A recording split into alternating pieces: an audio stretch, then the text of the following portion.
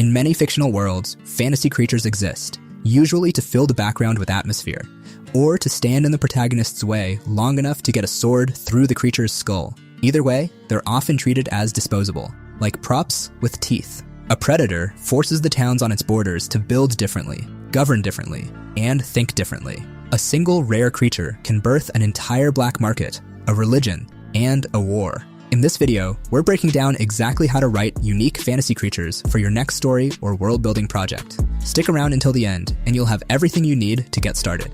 The first step to designing a fantasy creature is figuring out its biological needs. In nature, form usually follows function. Slapping bat wings on a wolf, making it breathe fire, and calling it a day isn't good enough. It's cool, but doesn't really make sense in the context of world building or storytelling. To make a fictional creature feel more real, answer a few basic questions. What does it eat for energy? Where does it sleep for safety? How does it reproduce? And where does it sit in the food chain? Start with the creature's diet. Diet and access to food often influences how animals behave, and certain behaviors of creature populations can influence how towns and cities in your world operate. A massive apex predator, like a dragon or a griffin, requires an enormous amount of calories just to stay alive. A creature that size likely can't survive on a single rabbit once a week. It needs big prey, and a lot of it. This immediately puts it in conflict with humans. A dragon living in a mountain range isn't going to sit quietly in its cave. It's going to swoop down and eat an entire herd of sheep. And when it does, the farmers starve. Now you have tension for a story scene. The farmers demand the local lord send knights to kill the beast. The lord refuses. He's not losing expensive soldiers over dead sheep. The farmers stop paying taxes, and the issue snowballs from there. A predator's basic need for calories has just triggered civil unrest. Habitat matters just as much. A creature's physical design should tell you something about where it lives. If a monster evolved deep underground in total darkness, it wouldn't have large, beautiful eyes. It would likely be blind, navigating by echolocation, heat sense, or vibrations in the earth. If it lives near volcanic rock, maybe it has thick obsidian-like scales, or it regulates body temperature by consuming raw minerals. This impacts your character's fight scenes as well. Imagine a fantasy monster hunting by sensing ground vibrations. A character hiding behind a rock doesn't help. Characters would have to figure out how to move without disturbing the ground, or create a large enough distraction, like a rock slide, a stampede, to overload the creature's senses. Biology becomes the puzzle they have to solve. This is why it's important to answer the questions first before you start designing the creature. What they eat, where they sleep, how they reproduce, and where does it sit in the food chain. Also, don't just focus on apex predators. A living ecosystem needs creatures lower on the food chain, like scavengers, parasites, and prey animals too. Scavengers follow the violence. If your world just had a massive war, the battlefields wouldn't sit empty. They should be crawling with fantasy scavengers, bone-eating hounds, massive carrion birds similar to vultures, creatures that dissolve armor to reach the flesh underneath. Next, think about how humans interact with your fantasy creatures, starting with domestication. Domestication is a process where human beings take wild plants or animals and breed them to human use, like how wolves eventually became dogs. Humans are practical. If an animal can be ridden, eaten, or put to work, someone will figure out how to monetize it. And the moment a fantasy creature becomes a commodity, it reshapes society. For example, if your world has massive six-legged reptiles that can haul 10 times what a horse can carry, trade routes get longer, merchants get wealthier, and your infrastructure has to catch up. You can't tie a creature like that to a wooden post outside a tavern. You need reinforced stables, specialized food, wider streets, thicker cobblestones on the road. Flying creatures are an even bigger world-building tool. A kingdom that domesticates dragons, griffins, or wyverns immediately dominates the battlefield. Aerial superiority in a medieval fantasy setting is a massive advantage, but it comes with serious logistical costs.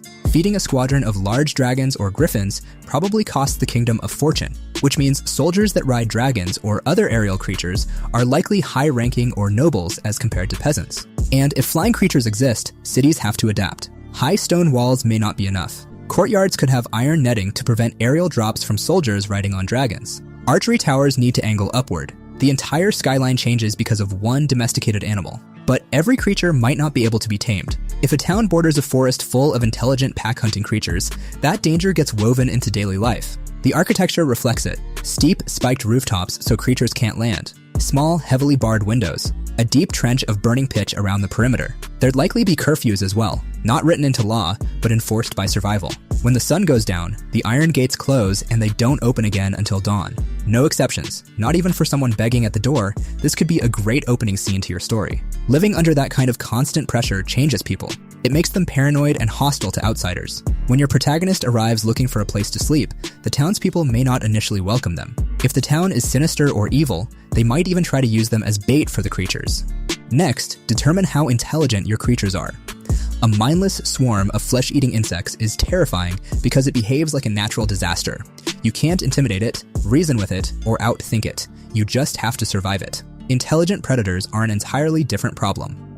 Imagine a creature that's not only physically superior, but also smart enough to study human behavior, tests defenses, identify patterns, and targets weaknesses. That is an insanely terrifying concept to think about. Or a beast that can mimic the sound of a crying child to draw guards away from a gate. Or one that doesn't just kill a farmer, it kills the farmer's livestock over several weeks, slowly starving the village before moving in. In a world like that, characters are playing chess against monsters just as much as they are trying to survive them. Fantasy creatures that difficult to kill naturally lead to the concept of monster hunters. In a world full of powerful fantasy monsters, killing them becomes a profession. But how that profession is viewed depends entirely on your world. If your world includes monster hunters, figure out if monster hunters are celebrated like knights, welcomed into towns with crowds and gold. Or is it treated like a dirty, thankless, blue-collar job? Are they looked at like necessary evils? People who do work nobody else will, and get quietly resented for it. If monster parts are valuable, blood for potions, scales for armor, venom for weapons, you'd also get a poaching industry. And a black market for monster parts is a powerful story engine. For example, imagine high-class nobles secretly funding a poaching ring to get certain animal venoms for political assassination. What about a village that actively protects the dangerous creature living in their forest because it periodically sheds highly valuable diamond-hard scales, and selling those scales is the only thing keeping them out of poverty? When a group of adventurers shows up to save the village by killing the beast, the villagers try to stop them, because the heroes are about to destroy their economy. The standard fantasy rescue mission just became a moral dilemma with no clean answer. Then, there's also religion. When people encounter something they don't fully understand, they build mythology around it. The way peasants describe a monster will likely never perfectly match its reality. A shadowy beast that stalks the townspeople at night won't just be called a predator. It'll be called a demon, a punishment from the gods. People will invent rituals around it, painting their doors with lamb's blood, believing that eye contact curses your firstborn. None of it works, but it spreads the myth anyway. The gap between a myth and reality is something a smart protagonist can exploit. A veteran monster hunter would see through the myths and know the habits of certain beasts and figure out their weaknesses. But sometimes the creatures actually are seen as sacred. What happens when an animal is considered the physical embodiment of a god? What if that same creature wanders through farmland, trampling crops and knocking over houses? If the law protects sacred creatures, anyone who raises a hand against them faces execution for blasphemy. One of the most interesting distinctions in fantasy is the one separating a monster and person.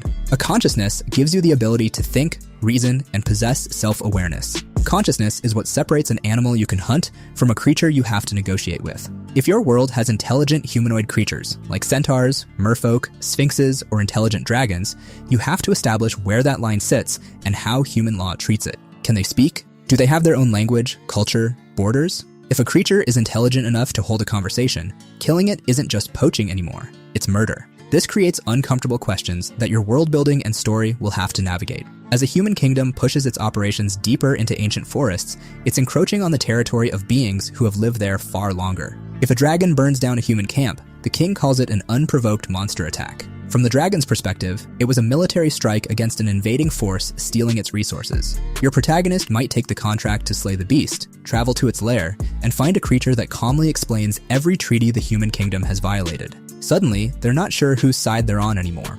Finally, if your world has a magic system, you should decide how your creatures fit into it. You may not want magic to be a power that only humans use. You might even make it so that fantasy creatures in your world have even higher magical potential than most humans. In real life, animals tend to have superior senses to humans. So in a world with magic, certain creatures may have higher sensitivity and control over magic. Wildlife might have evolved to interact with it. Some creatures might consume it. Parasites that latched onto sorcerers or individuals with strong magical abilities could be one type of creature your world might have. Some creatures might become mutated by magic. A wolf pack that moves into a magically saturated forest and over generations develops the ability to teleport short distances, or exhale freezing fog, etc. This could give you a clean explanation for why monsters exist alongside ordinary animals. They're just wildlife reacting to an unnatural environment. In conclusion, when you sit down to design your next fantasy creature, make sure to ask yourself these crucial questions. What does it eat? How how do the nearest human villages survive living in close proximity to it?